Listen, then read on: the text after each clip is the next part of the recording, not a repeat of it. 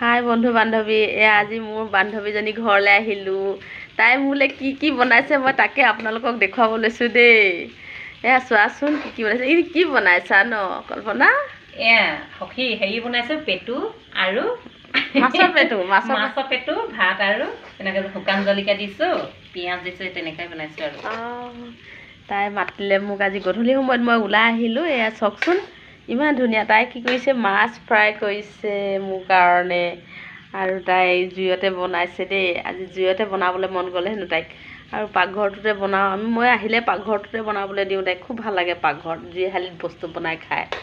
সেইটো কাৰণে আপোনালোকক দেখাইছোঁ। মাছ ফ্ৰাই কৰি থৈছে। কেটলি দেখালে। মাছ ফ্ৰাই কৰি থৈছে। দেখিছেনে? গাছ কাপ ক'ত কি পালে? গাছ কাপ। পুখুৰী। পুখুৰী, নিজৰ পুখুৰীত গাছ কাপ